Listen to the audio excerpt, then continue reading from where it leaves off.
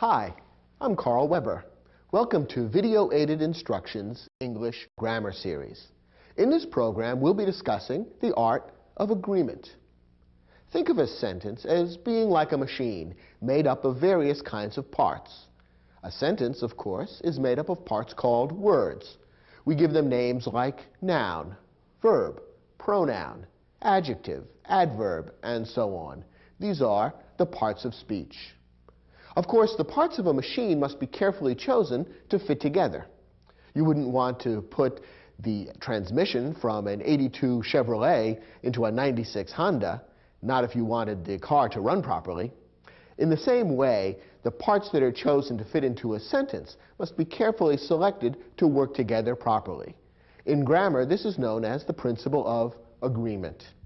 In this program, we'll look at some of the most common problems with grammatical agreement. You'll learn some simple rules for making sure that the sentences you write obey the principle of agreement. Follow these rules, and the sentences you write will hum like a well-tuned engine. Ready? Let's begin.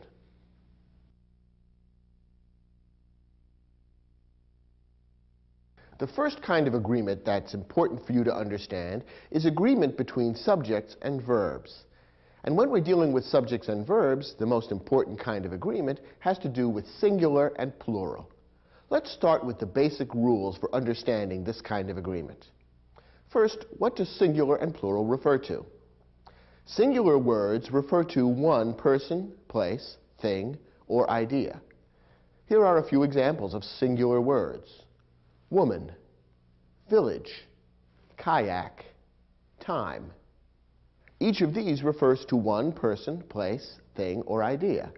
A woman is a person, a village is a place, a kayak, which is a kind of boat, is a thing, and time is an idea. Now, plural words refer to more than one person, place, thing, or idea. Here are some examples of plural words: women, villages, kayaks, times. In each of these cases, we've taken the singular word that we gave you a moment ago and turned it into plural. Now it refers to two or more women, villages, kayaks, or times. Now in English, plural nouns are usually formed by adding the letter S or ES to the singular form. So, for example, the word car, which is singular, becomes plural simply by adding the letter S at the end, cars. The word box becomes plural by adding ES at the end, boxes. Perhaps you can see that simply adding the letter S at the end would create a word that's rather awkward looking and difficult to pronounce, and that's why words that end in X are generally made plural by adding ES rather than simply S. In other cases, the spelling of the word varies slightly in order to turn the singular into the plural. Take a look at this word. The singular is story. The plural is stories. Once again, ES has been added at the end of the word, but notice that the letter Y has been changed to an I, so that the spelling of stories is S-T-O-R-I-E-S, a small but important change that's necessary to know if you're going to use this word correctly. Most English plural words end in S or ES, but a few form their plurals in unusual or special ways, and it's important to recognize these rules as well. These have to do with proper spelling. Here are some examples of these exceptional words. Men, women, and children are three words that are frequently used in English and all form their plurals in unusual ways. The singular of men is man, so you see that the vowel A has been changed into an E to turn the word from singular to plural. Similarly, the singular of women is woman, spelled with an A, and again the vowel has been changed to E to turn singular into plural. The singular of children is child, so here the letters R-E-N have been added at the end. What's the rule or principle that underlies these changes? Well, there really is none. You simply have to remember and apply these rules when you use these words. Take a word like leaf. When we turn this into a plural, not only do we add ES at the end, but we also change the spelling. The F that ends the word leaf turns into a V, and the plural form of leaf is leaves. Many, though not all words that end in F, are turned into plurals in just this way, by changing the F into a V and then adding ES. And then there are a few words referring to different kinds of animals which are exactly the same in the singular and the plural. For example, sheep is the singular referring to one kind of animal, and if you had a whole flock of them, you would refer to a flock of sheep. Yes, the word sheep is exactly the same in the singular and the plural. Here's a tip. When you're writing an English sentence and you have to use a plural word and you're not certain how to form the plural, look it up in your dictionary. You'll find that for any word where the plural is formed in an unusual way, you'll be told exactly how to form it. But again, the vast majority of words in English are turned from singular to plural simply by adding S or ES at the end. Now, all the words we've looked at so far are nouns, words that name people, places, things, or ideas. Verbs can also be singular or plural. In many cases, the singular and plural form of the verb are exactly the same, but in a few cases, the singular and plural are different. Once again, you need to learn how these are formed and practice using them correctly. In most cases, it's very easy to recognize and use the singular and plural. One thing about English that may be a little bit confusing is that the singular forms of verbs often end in S or ES. This can be confusing because, as we saw a moment ago in the case of nouns, S or ES at the end is usually the sign that a plural is involved. With verbs, it's just the opposite. The singular form of verbs often end in S or ES. So, for example, look at these phrases. She jumps, they jump. He does, they do. Notice that in each case, the singular form of the verb ends in S or ES, while the plural form of the verb does not. Once again, it's simply a rule you need to learn and understand and apply to English. There's no rhyme or reason behind it. That's just the way it's done in the English language. Now, the basic principle for using singular and plural nouns and verbs properly is quite a simple one. It goes like this. A singular subject must have a singular verb. A plural subject must have a plural verb. Well, this may seem obvious enough. The problem is that in some specific kinds of sentences, applying this rule can get a bit tricky. Let's look at some of these tricky situations next. One of the situations in which subject-verb agreement may be a little tricky is when the subject of the verb is an indefinite pronoun. Now, in this series, we have an entire program devoted to pronouns and how to use them. You'll probably want to view that program in order to improve your background knowledge of pronouns and how to use them.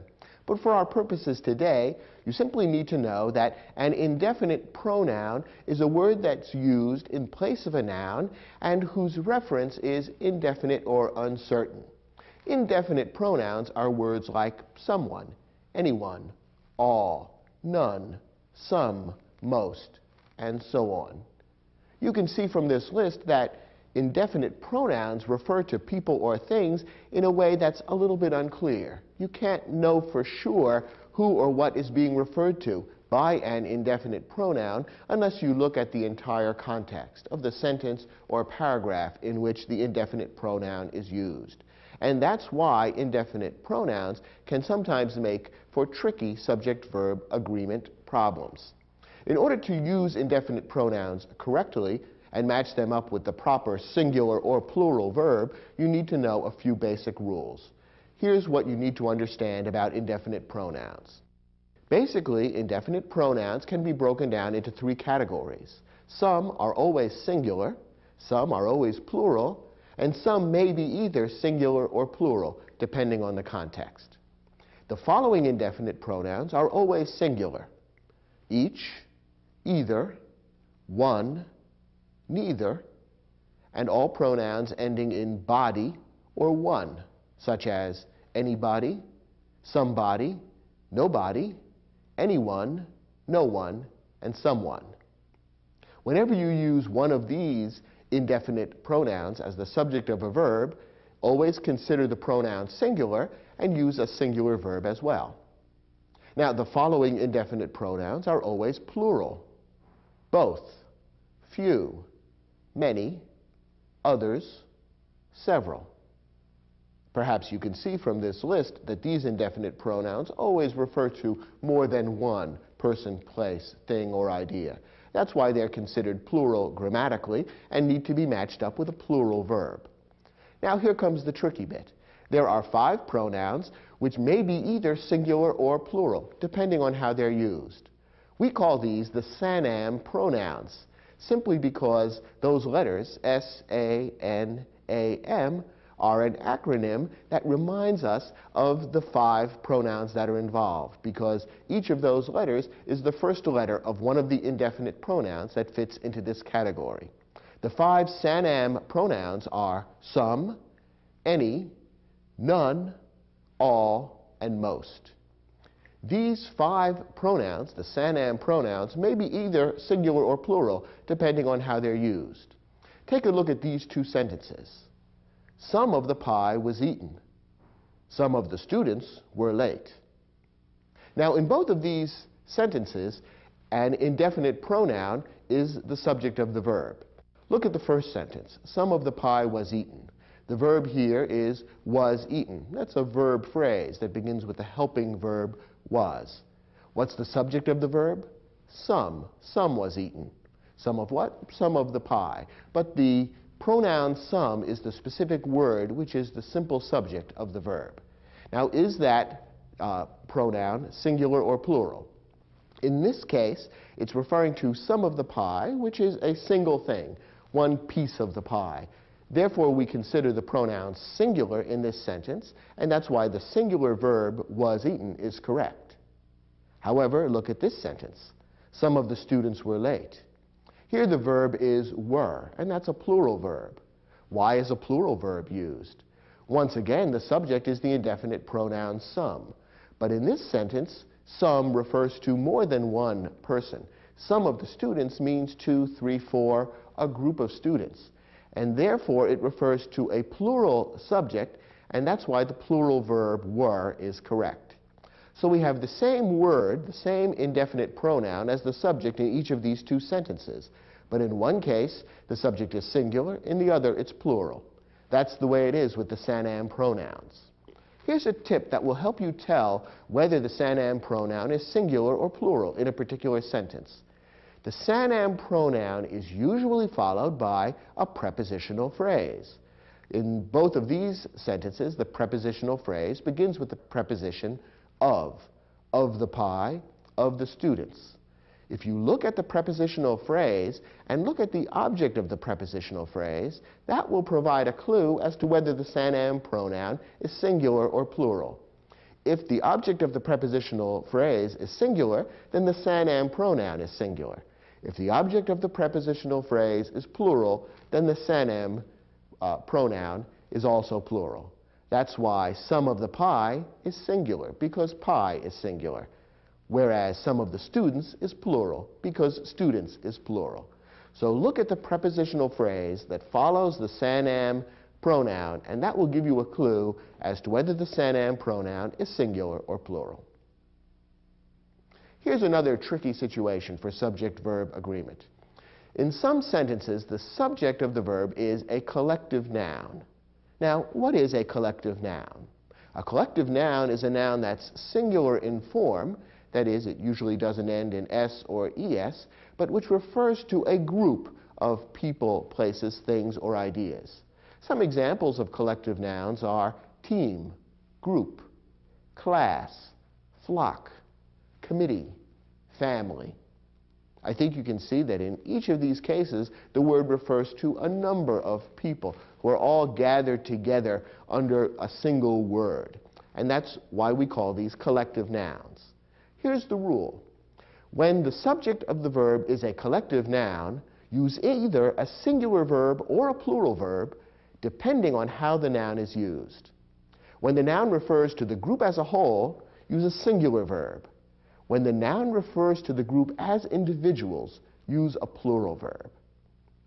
Here are a couple of examples that should clarify this distinction. Look at this sentence. The team is ready for the game.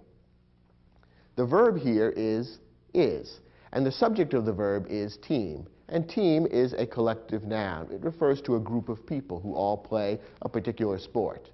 Now, in this sentence, we're told the team is ready for the game. That means the team as a whole is ready. All of them together are set as one unit. They're prepared and ready to play. Therefore, in this particular case, the collective noun refers to the group as a whole, and therefore a singular verb is appropriate.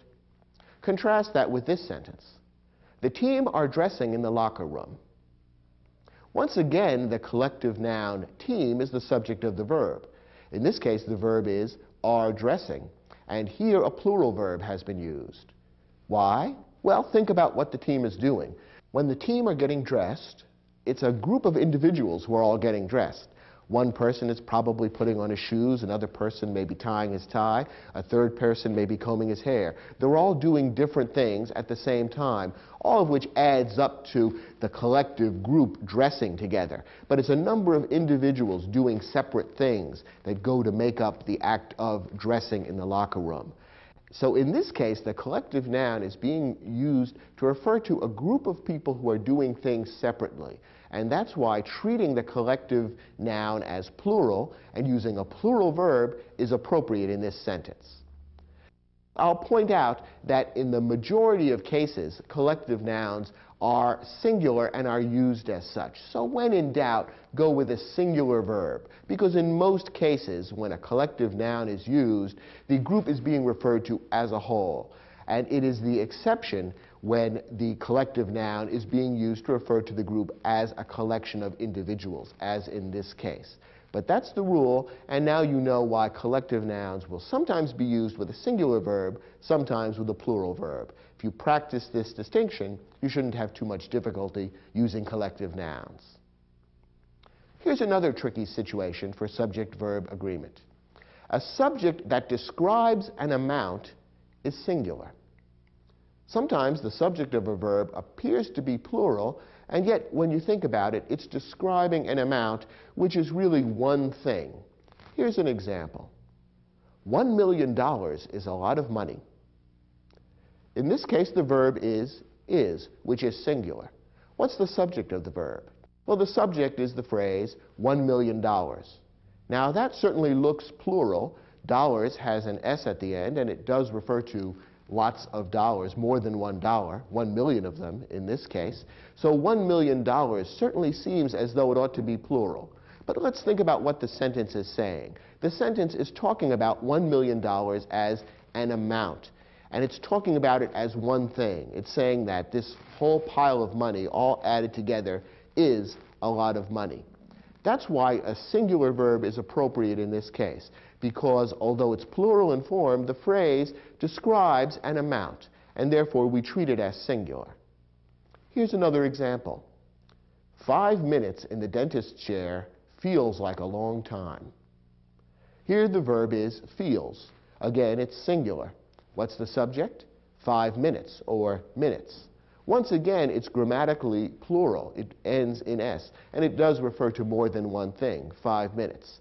But if we step back and think about how the phrase is being used, it really refers to the 5 minutes as a single unit, one stretch of time, which may be very unpleasant when you're sitting in the dentist's chair, and that's why it feels like a long time.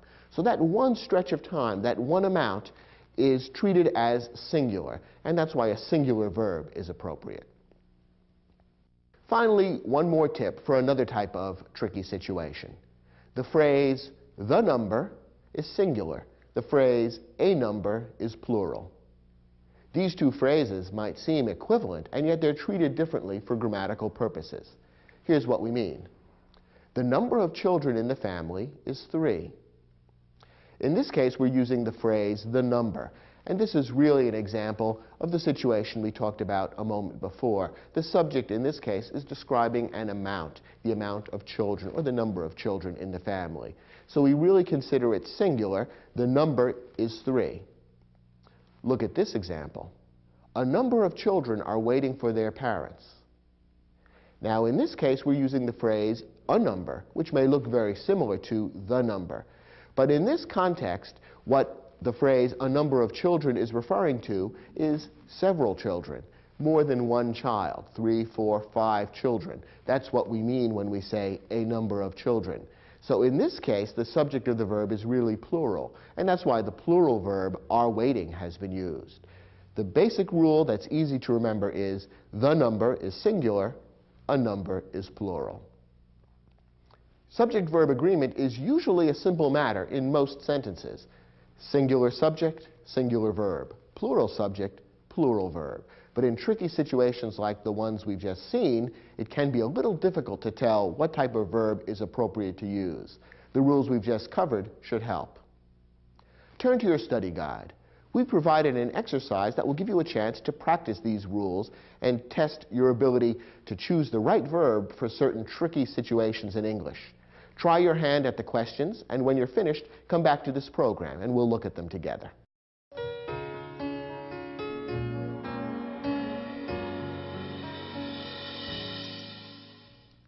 In each of these sentences, a verb was omitted, and your job is to decide which of the two verbs you're given to choose from is correct in the context. In each case, the two verbs that are provided are first singular, then plural. So if you could figure out whether the subject was singular or plural, it would be pretty easy to choose the correct verb. Let's see how well you did. The first example reads, 400 pages seems or seem like an awfully long reading assignment for the holiday weekend. Here the two verbs are singular seems, plural seem. What's the subject, and is it singular or plural? Well, the subject is the amount, 400 pages. It looks plural, and it certainly is plural in form, since pages ends in S, and it does refer to more than one page, in fact, 400 pages. But remember our rule that a subject that describes an amount is normally singular. In this case, the entire amount, 400 pages, that long book, is being treated and considered as a single thing. That whole amount is a long reading assignment. And that's why the singular verb seems would actually be correct. Remember that when the subject is plural in form, but it describes an amount which is treated as one thing, you want a singular verb. And that's why seems would be correct in this sentence. Our next example. Neither of the injured dancers is or are feeling well enough to perform this evening. Here we have a choice between the singular verb is and the plural verb are. Which is correct? Well, the subject is neither. And you might recall that neither is one of the pronouns that's an indefinite pronoun which is always singular. That's one of the pronouns on that list which would always be singular. And in fact, if you think about how the pronoun is being used, you can see that it refers to one person. When we say neither of the dancers, we mean each one of them, one at a time. We're considering that each of them individually is not feeling well enough to perform this evening. Since we're talking about each of the dancers one at a time, it should be considered singular. And the pronoun neither is singular grammatically, and that's why the singular verb is would be correct in this sentence. Our next example. The orchestra has or have recently completed a successful tour of several Asian countries. Now in this sentence, the subject is the collective noun orchestra. The word orchestra is singular in form, but it refers to a large number of people. 80, 90, 100 people go together to make up an orchestra. So it's a collective noun. And remember, a collective noun may be either singular or plural, depending on how it's used. Most often, a collective noun is singular, and that is when the collective noun is being used to refer to the group as a whole, doing one action together. In some exceptional circumstances, the collective noun may be plural if the sentence is describing actions taken by each of the individual members of the collective noun. How is this collective noun being used? Well, we're told that the orchestra completed a successful tour of several Asian countries. Does that describe an action taken separately by all of the individual members of the orchestra? The oboists, the drummers, the fiddle players, the horn players? No, it's describing something that the entire orchestra did together as a unit.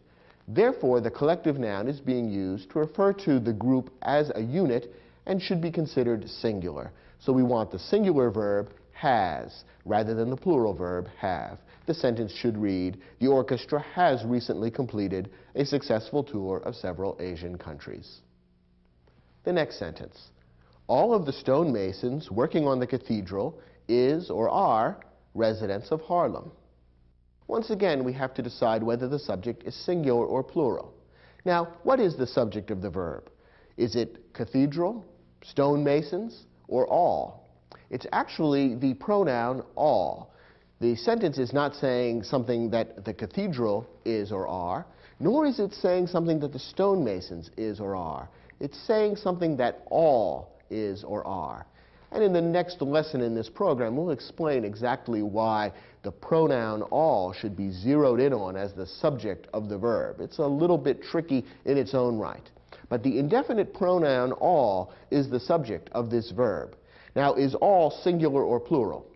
Remember that all is one of the 5 indefinite pronouns that we call the SANAM pronouns. Some, all, none, any, and most. Those 5 pronouns may be either singular or plural, depending on how they're used. Now, in this case, is the pronoun all referring to one or more than one person? Remember our tip. Look at the prepositional phrase that follows the SANAM pronoun, and that will give you a clue as to whether one or more than one subject is being referred to. Here, the prepositional phrase that follows the pronoun all is "of the stonemasons." And the object of that preposition of is masons, which is plural. So taken together, the entire phrase, "all of the stonemasons," is referring to more than one person. It's a group of stonemasons. So in this case, the SANAM pronoun all is being used as a plural pronoun, and so a plural verb is necessary. The sentence ought to read, "All of the stonemasons working on the cathedral are residents of Harlem," plural. And our last example, "Everyone in the class was or were surprised at how easy the final exam was." Once again, an indefinite pronoun is being used as the subject of the verb. In this case, the indefinite pronoun is everyone. Now remember what we said. All indefinite pronouns that end in either body or one are always singular. So everyone, someone, no one, all 3 of those indefinite pronouns would always be treated as singular grammatically. So we need a singular verb in this sentence, and it ought to read, "Everyone in the class was surprised at how easy the final exam was." Were you surprised at how easy these questions were? I hope so. Let's move on to our next lesson.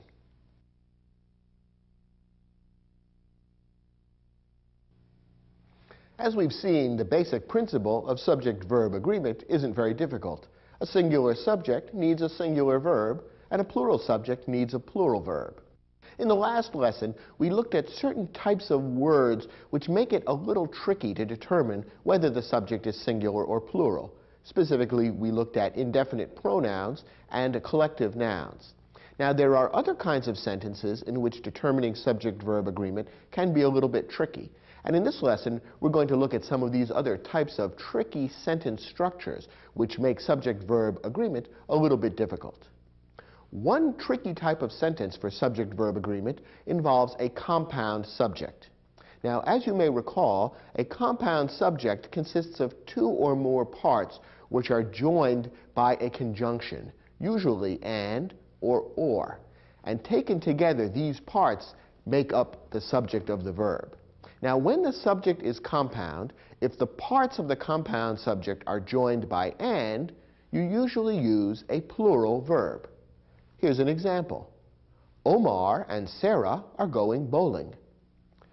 Here, the verb is are going, and the subject is the compound subject, Omar and Sarah. We have 2 parts joined by the conjunction and this is a very typical kind of compound subject.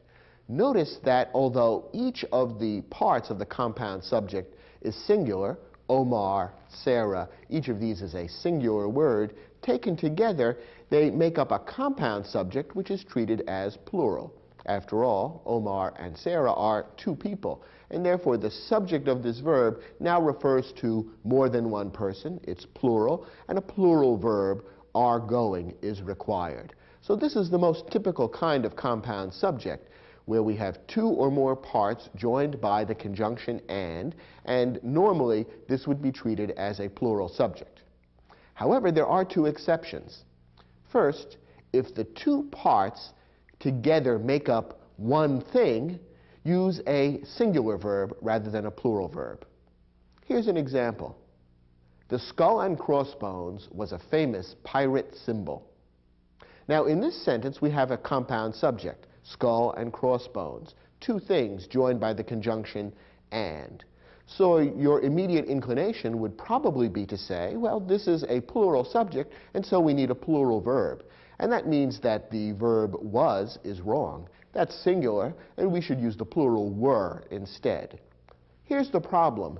In this case, the compound subject doesn't really refer to two or more things. Instead, the skull and crossbones is one symbol. Perhaps you've seen pictures of pirate ships from the old days flying a black flag with the symbol of a skull and crossbones. Taken together, that symbol, the skull and crossbones, makes up one image, which is being described in this sentence as a famous pirate symbol. Since the two things that are mentioned here really go together to form one image or one symbol, we treat it as singular grammatically. And that's why the singular verb was is actually correct in this sentence. The skull and crossbones was a famous pirate symbol. This exception to the rule doesn't come up very often, but when it does, you should be aware of it and be looking for a singular verb rather than a plural verb. Here's the second exception. If the two parts of the compound subject are preceded by each or every, use a singular verb. When we use the words each or every in front of the parts of a compound subject, we are really changing the subject so that we're talking about each element of the subject separately and individually. And that's why we're turning the subject from plural into singular. Look at this example. Each pot and pan was washed and carefully put away. Notice that in this sentence we've got the singular verb was washed and was put away, rather than the plural verb were. Why is that? Well, here we do have a compound subject, pot and pan, joined by the conjunction and, which would normally lead us to expect a plural verb. But it's preceded by the word each. And therefore, the subject is changed from plural to singular. We're now talking about each individual pot and pan, one at a time. And therefore, we use the singular verb was rather than plural. Once again, this exception doesn't come up too often. 90% of the time, when you have a compound subject that consists of two or more parts joined by the conjunction and, you want a plural verb. But in this particular case, you want a singular verb instead. Now, when the subject is compound, if the parts of the compound subject are joined by the conjunction or, we have a different rule. In this case, the verb should match the subject that is closest to the verb. This is a slightly strange and surprising rule, but let's look at a couple of examples and you'll see how it works. Either Andre or his parents have left an umbrella in the closet. Now, here we have a compound subject which consists of two parts, Andre, his parents. Now, notice that one of the parts is singular, Andre, the other is plural, his parents, and they're joined by the conjunction or. That means the rule kicks in that the verb should agree with whichever subject is closer to the verb. We have two subjects, one singular, one plural. Which one is closer to the verb have left? Well, his parents is closer to the verb than Andre. Since the plural subject is closer to the verb, it comes second in the compound subject. The verb should also be plural. So have left is correct. What does this mean? It means that if you were to reverse the order of the parts in the compound subject in this particular sentence, the verb would have to change. So if the sentence were changed to read like this, either Andre's parents or Andre, then the verb would have to be has left. Singular would now be correct because Andre, the singular subject, is now closer to the verb than the plural subject. So it does make a difference what order the subjects are given in this particular type of situation. So when the compound subject consists of two or more parts separated by or, decide on subject-verb agreement by looking at the subject that's closer to the verb. One more example. The students or their teacher is expected to close the classroom door. Same kind of situation. Here we have two subjects separated by or. Students, their teacher. The first one, students, is plural. Their teacher is singular. Which one should the verb match? Well, since their teacher is closer to the verb, is expected is correct. That's a singular verb, and it matches up with their teacher, which is also singular. We've been talking about compound subjects quite a bit. Here's another somewhat tricky or misleading situation that many students get wrong. Words like as well as and in addition to do not create a compound subject. Now, you might think that words or phrases like as well as and in addition to should be grammatically the same as the word and. After all, they mean much the same thing. But grammatically, they are treated differently. The conjunction and creates a compound subject when it's used to join two words or phrases describing subjects of the verb. However, when the phrase as well as or the phrase in addition to is used in place of the conjunction and, the effect is different. Take a look at this sentence. The principal, as well as her husband, was a special guest at the awards banquet. The verb is was. What's the subject? Well, the subject is principal. Notice that her husband is not part of the subject in this case.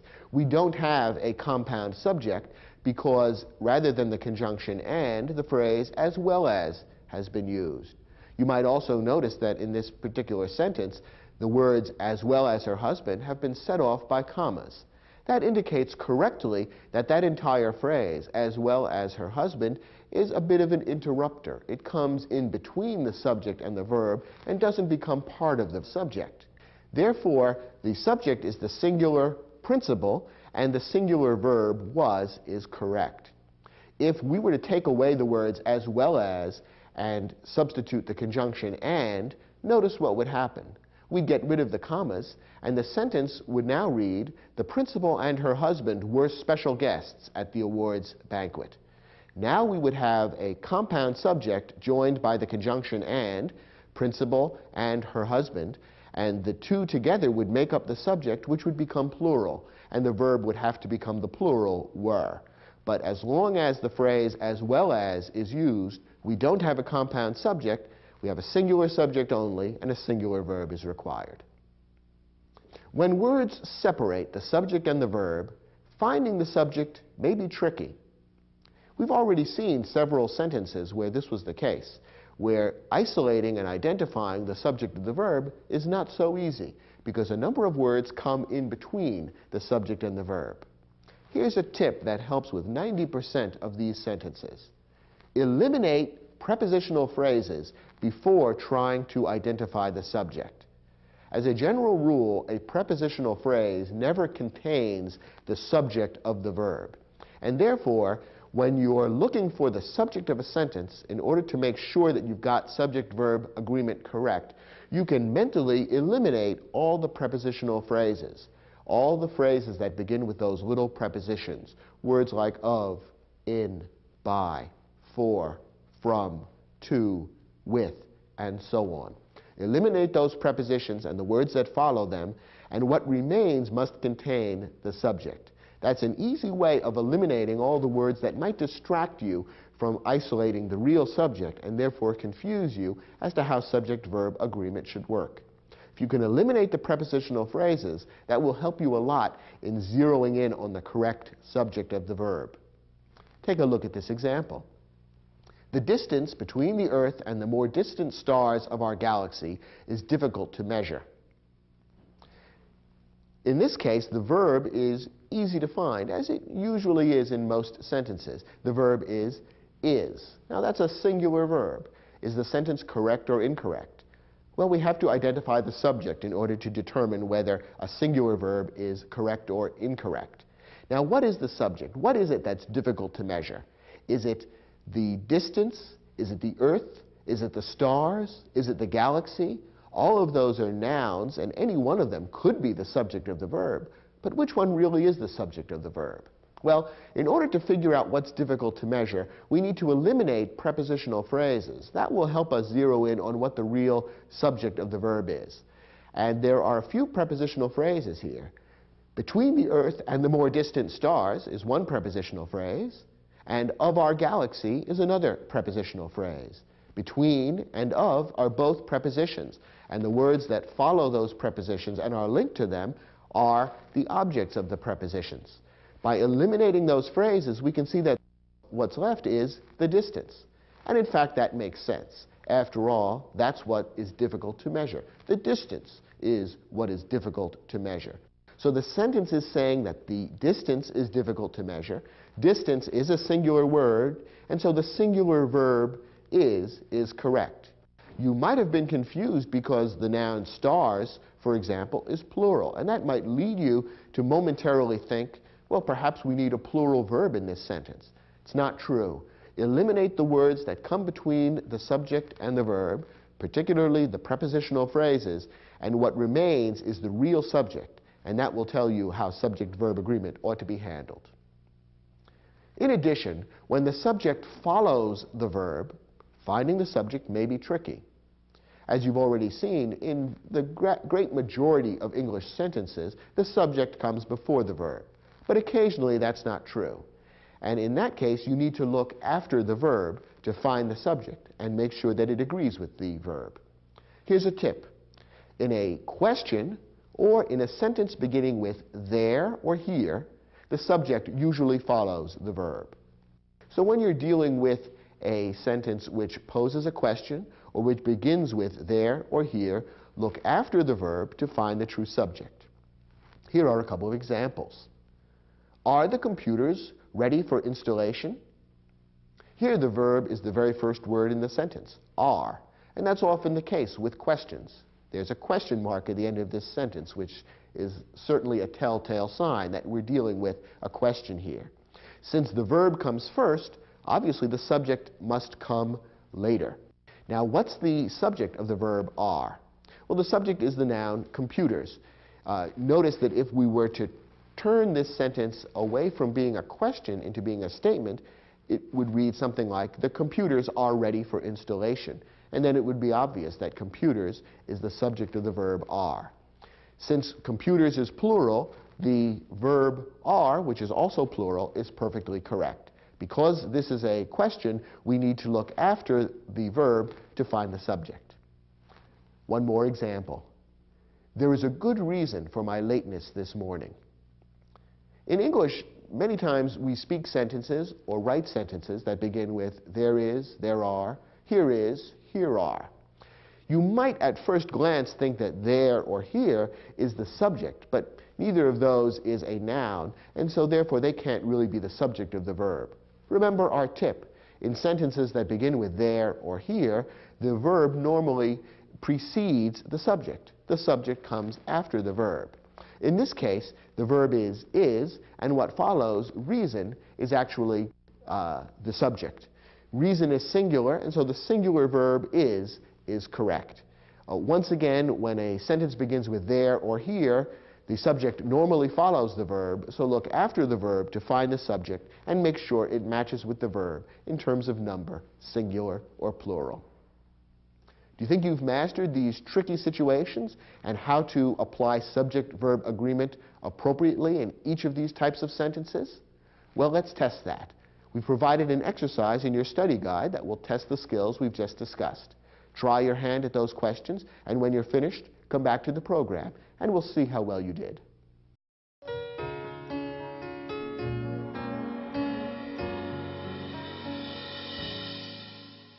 Once again, in this exercise, your job is to select the correct verb to match up properly with the subject. And in some of these sentences, that's a rather tricky matter. Let's see how well you did. First, the governor, having met with her advisors and developed a negotiating strategy for dealing with the angry workers, was or were finally ready to join the bargaining session. Here we have to decide whether to use the singular was or the plural were. And the question is, what's the subject of the verb? Who or what was or were finally ready to join the bargaining session? Well, the subject and the verb in this sentence are separated by a lot of words.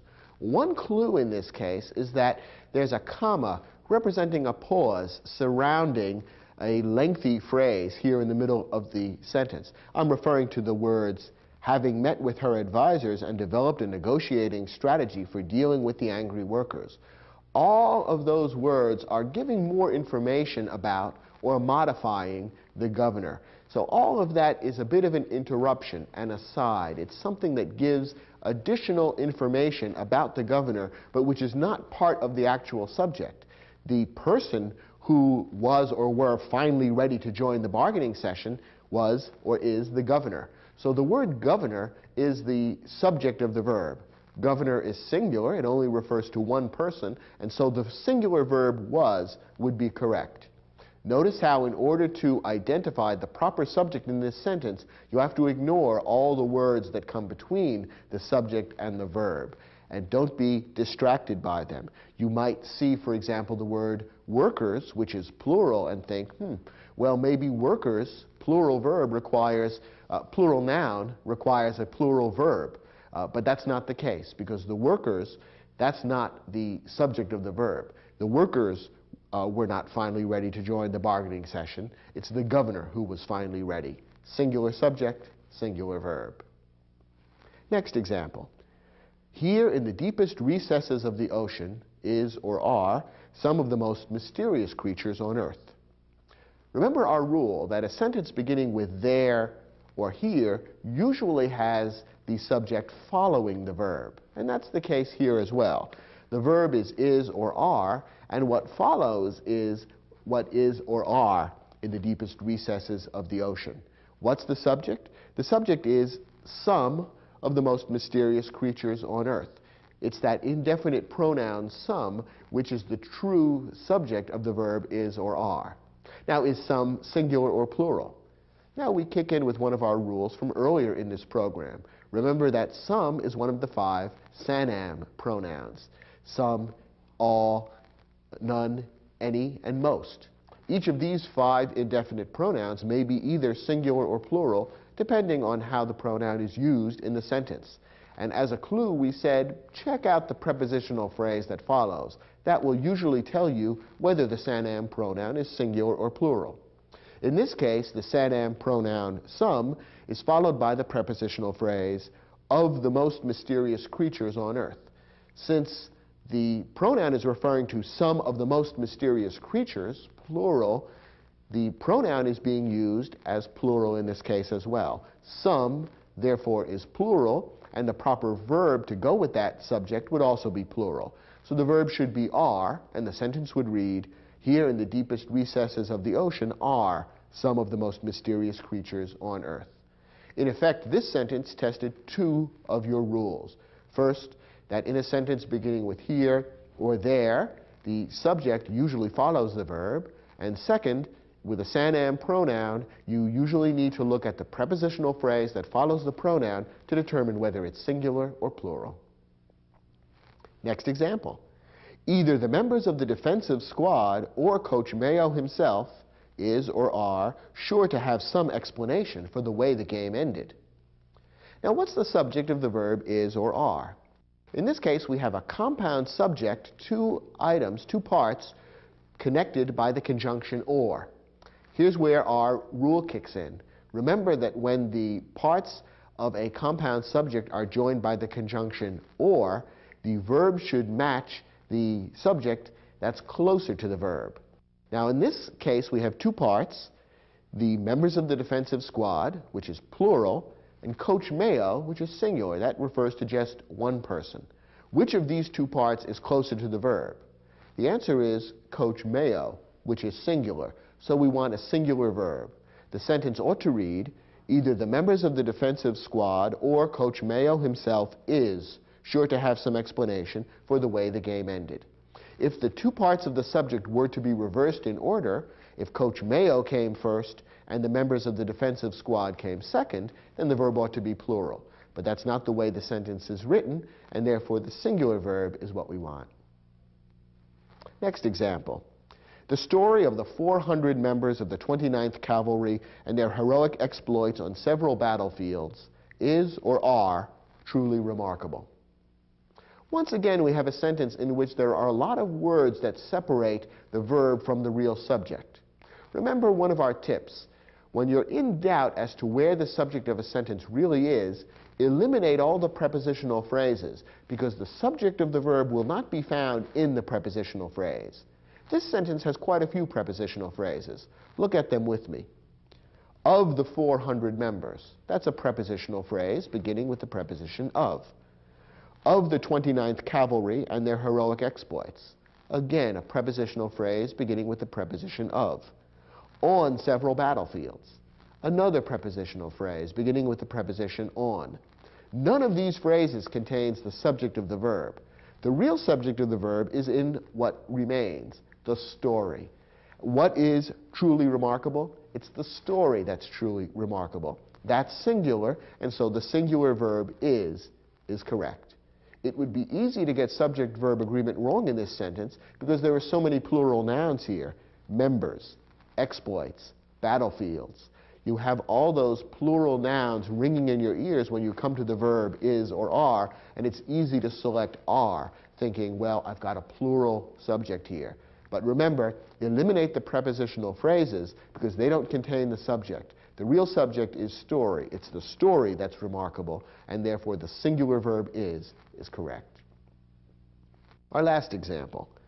The elementary school cafeteria offers 12 kinds of sandwiches, yet peanut butter and jelly remain the most popular of all. Here we have a compound subject, peanut butter and jelly, and the two parts of the compound subject are joined by the conjunction and. In almost every case, the compound subject where the parts are joined by the conjunction and would be treated as plural. So the plural verb remain would normally be correct. But here we have one of our exceptions. Remember that in a few instances, the two parts of a compound subject joined by and really go together to form a single thing. We saw the example of the skull and crossbones, which formed a single symbol. In this case, we have another example of a compound subject which really amounts to a single thing. Peanut butter and jelly is one kind of sandwich, one recipe, if you will. It's a single dish rather than two separate things. So what's being described here is really one sandwich, and therefore the compound subject, peanut butter and jelly, should really be treated as singular, because peanut butter and jelly is actually one thing for the purposes of this sentence. So in this somewhat tricky example, the singular verb remains would be correct, and the sentence should read, the elementary school cafeteria offers 12 kinds of sandwiches, yet peanut butter and jelly remains the most popular of all. Did you get all 5 of these sentences correct? If so, you've really mastered these tricky rules about subject-verb agreement. Good job.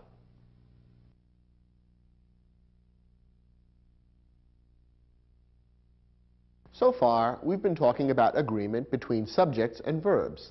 In this lesson, we're going to talk about agreement between pronouns and antecedents. As you know, a pronoun is a word that takes the place of a noun, and the noun to which the pronoun refers, or whose place the pronoun takes, is called its antecedent. The antecedent may or may not appear in the same sentence or paragraph. Sometimes you have to do a little thinking to figure out what the antecedent of the pronoun is. Nonetheless, it's important that the pronoun and its antecedent match in a couple of ways. The basic rules are these. First, a pronoun must agree with its antecedent in number. That is, a singular antecedent requires a singular pronoun. A plural antecedent requires a plural pronoun. Second, a pronoun must agree with its antecedent in gender. By gender, we mean masculine, feminine, or neuter. Now, in the English language, gender is natural.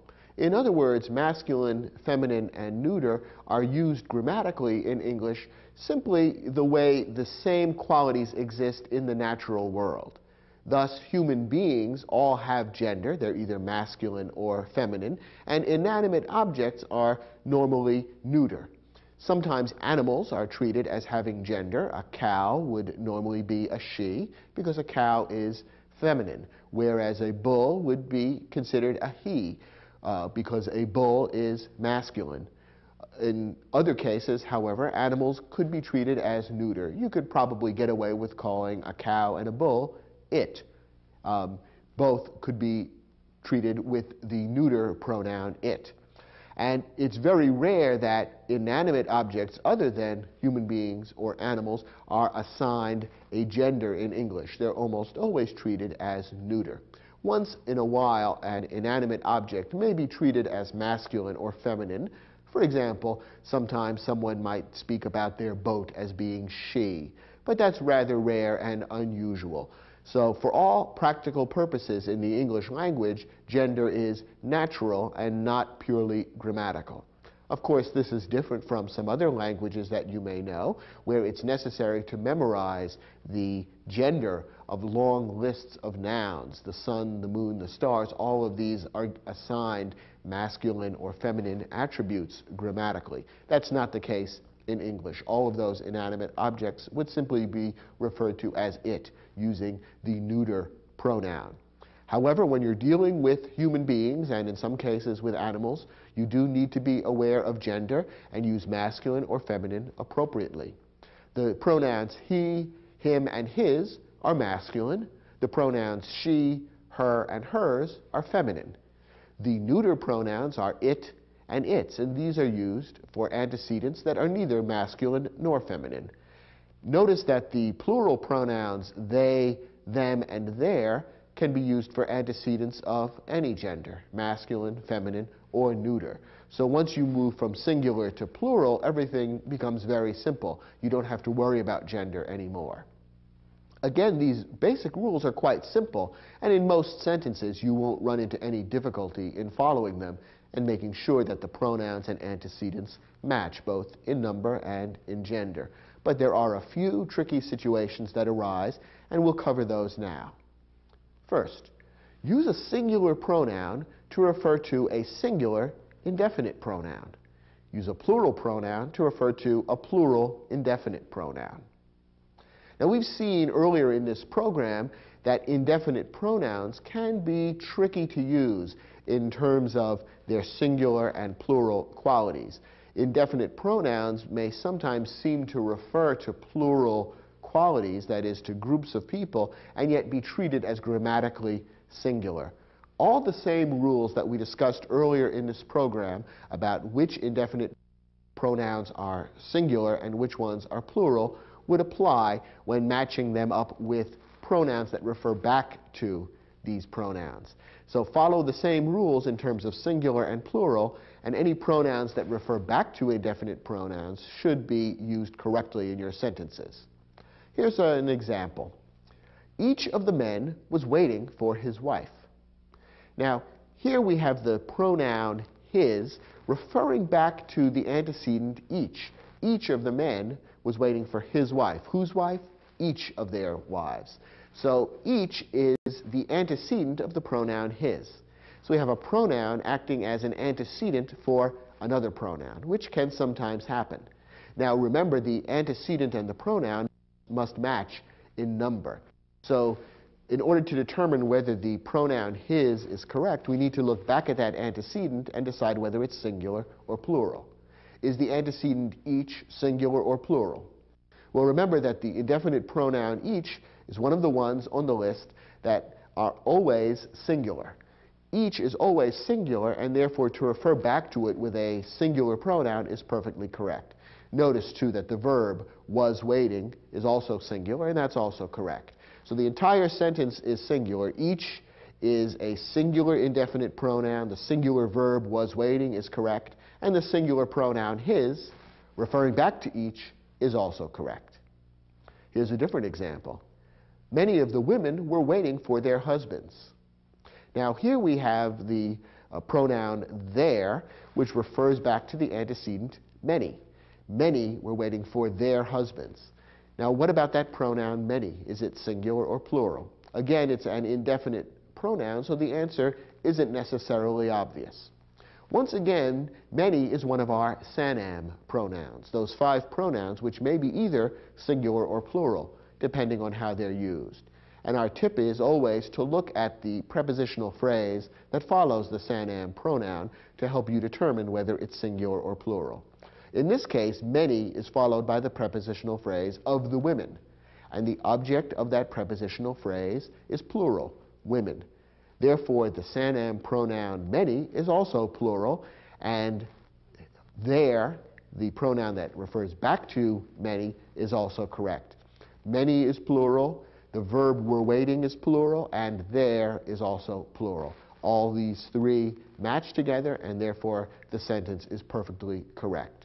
So when you're using a pronoun that refers back to an indefinite pronoun, use the rules we've already talked about to determine whether that indefinite pronoun is singular or plural, and choose the next pronoun appropriately to match.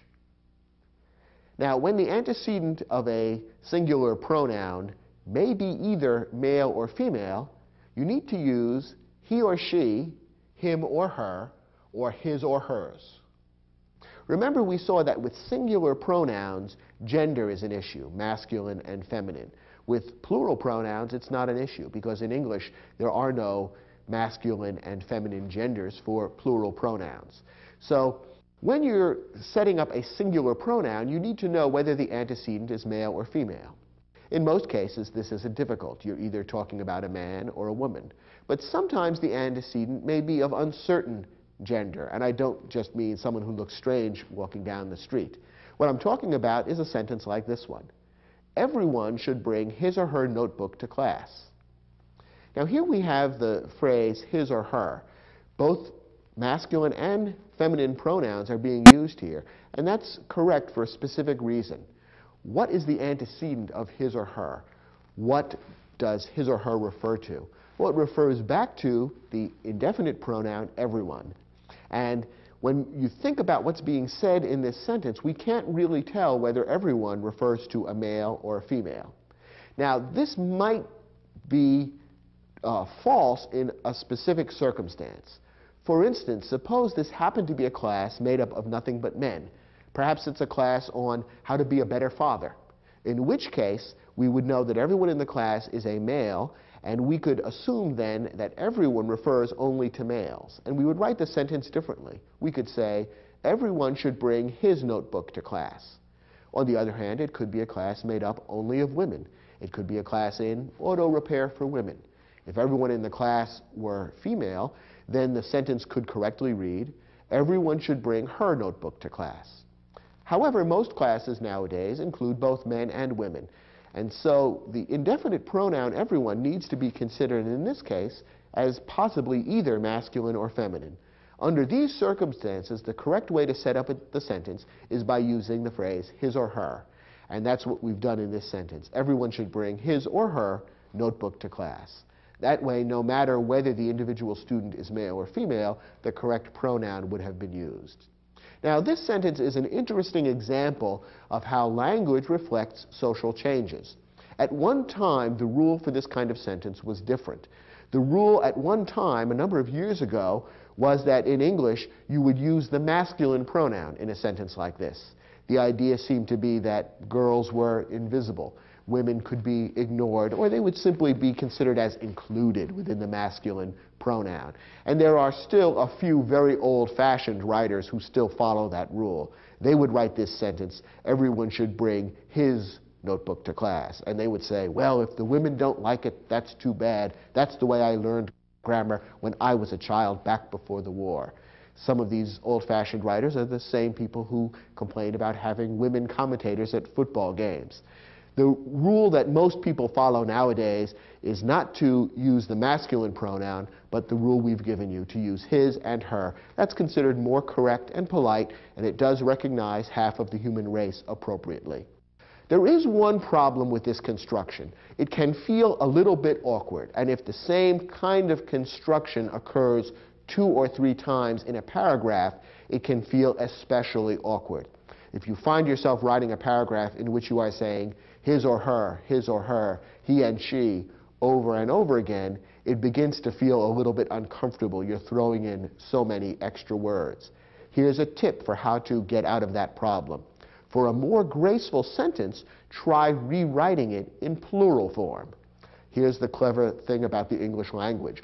As we've seen, in English, plural pronouns don't have gender. There's no masculine or feminine. You use they, them, and their, no matter whether you're dealing with male, female, or neuter antecedents. So if you make a sentence like this plural, you get beyond the gender issue altogether. So this sentence, everyone should bring his or her notebook to class, could be rewritten the following way. Students should bring their notebooks to class. Now we've used the plural pronoun their to refer back to the antecedent students, and their is neither masculine nor feminine. It includes males, females, what have you. And so this gets around the question of gender and makes for a shorter, more concise, and a little more graceful sentence. So if you find yourself writing a number of sentences with his or her, he or she, over and over again, and it is beginning to feel awkward, stop and look at the sentence and see whether you couldn't say the same thing using a plural structure instead. That's an easy way to get around the gender issue without offending half of the human race. And it's a clever trick that skilled writers often use. Now that you've learned a few basic tips about how to master pronoun and antecedent agreement, turn to your study guide and try the exercise which will test those skills. When you're finished, come back to this program and we'll take a look at those questions together.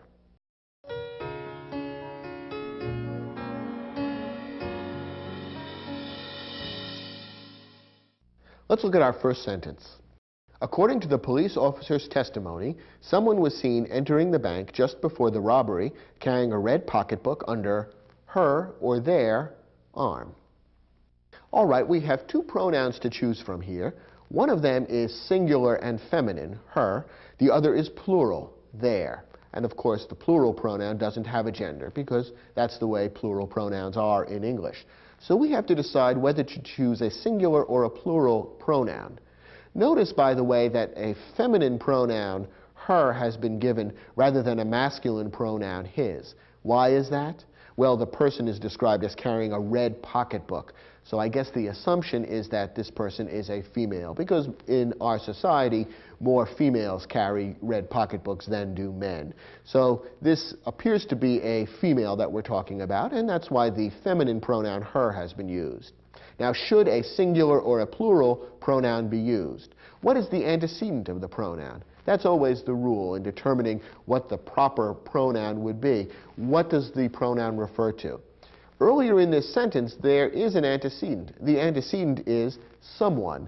It is someone who is carrying the red pocketbook under her or their arm. Now, someone is an indefinite pronoun, and if you remember our rule, indefinite pronouns ending in one and body are always singular. So someone is singular, and therefore the singular pronoun her is correct rather than their. Notice, by the way, that some writers would incorrectly use the pronoun their in this sentence, a plural pronoun, even though the antecedent is clearly singular, someone. Why do some writers use this? They use it as a way of getting around the gender issue, having to choose a masculine or a feminine pronoun. However, that's not an appropriate way to get around the gender issue by creating a mistake in terms of number. Someone is singular, and therefore you have to use a singular pronoun. As we saw in the lesson, if you're uncertain of the gender that is being referred to, you can use his or her, he or she, him or her.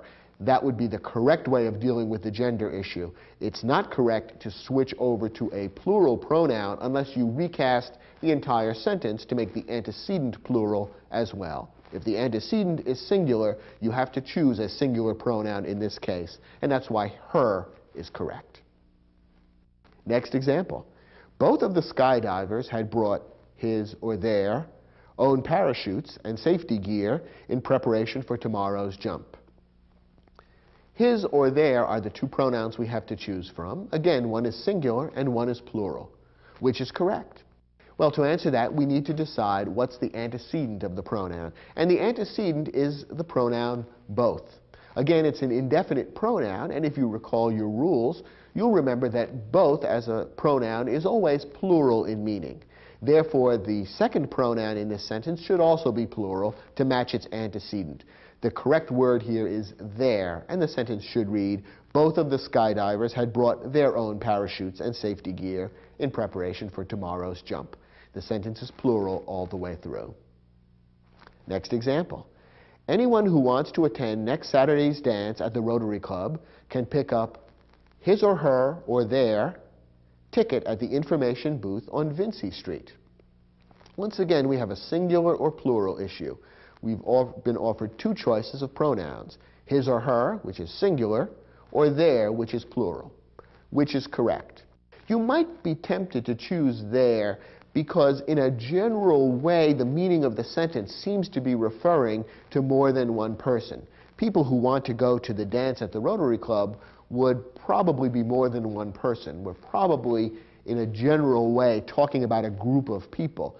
So your inclination might be to say, well, this is plural, and so the plural pronoun there is correct. But that's not how grammar works. Rather than going vaguely by the meaning of the sentence, you have to look for the actual antecedent. And the antecedent, that is the word to which the pronoun refers, is anyone. And remember our rule, those indefinite pronouns that end in body and one are always grammatically singular. Even in sentences like this, where they seem to refer to more than one person, grammatically we treat them as singular, and therefore the pronoun referring back to them should also be singular. Therefore we choose the singular pronoun his or her in this case. We need to use his or her because the gender of the person picking up the ticket is not known. Could be male, could be female, so his or her is the correct way of handling this situation. Our next example. No one knows whether any of the churches or synagogues in town will provide space in its or their buildings for a homeless shelter. Okay, again we have a choice between singular and plural pronouns. Which is correct? To answer that, once again, we have to find the antecedent. Which word earlier in the sentence is being referred to by its or their? Is it churches? Is it synagogues? Well, not exactly. It's really any. No one knows whether any blah, blah, blah will provide space in its or their buildings for a homeless shelter. Once again, we kind of ignore the prepositional phrase in determining what the antecedent is. So its or their, that pronoun refers back to any, the indefinite pronoun. So once again, we have to ask, is any singular or plural? And any is one of those 5 Sanam pronouns, which may be either singular or plural, depending on the context. And remember our rule. Look at the prepositional phrase that follows the Sanam pronoun to determine whether it's singular or plural in this particular case. Here, the Sanam pronoun any is followed by the prepositional phrase of the churches or synagogues in town. Churches, synagogues, both of those objects of the preposition of are plural. So the Sanam pronoun any is also plural in this particular context. So therefore, the pronoun that refers back to any later in the sentence should also be plural, their. The sentence should read, no one knows whether any of the churches or synagogues in town will provide space in their buildings for a homeless shelter. Next sentence. Either Nadia or her sister didn't finish her or their dinner. Once again, we have to choose either a singular or a plural pronoun. Notice that the singular pronoun, her, is feminine because Nadia and her sister are clearly both female, and so there's no question of his or her. We have to choose either her or their, depending on whether the antecedent is singular or plural. Once again, if you look at the sentence in a general way, you might be tempted to choose the plural pronoun because, after all, Nadia and her sister are both involved in the action here. But the correct answer is her, because the real antecedent is the singular pronoun either. Remember that the indefinite pronoun either is one of the pronouns in the group that would always be considered singular. So since one or the other is being referred to by the singular indefinite pronoun either, the singular pronoun her is correct rather than the plural pronoun there.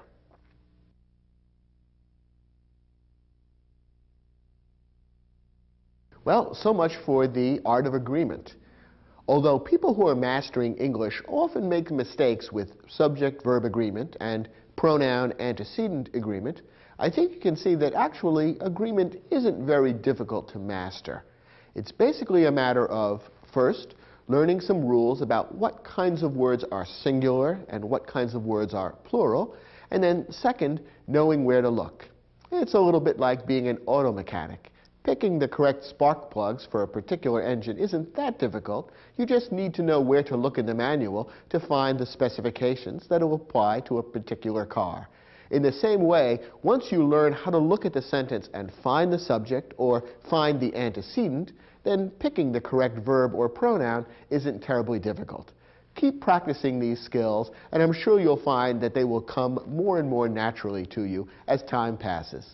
Thanks for watching, and I'll look forward to speaking with you again on other programs in this grammar series.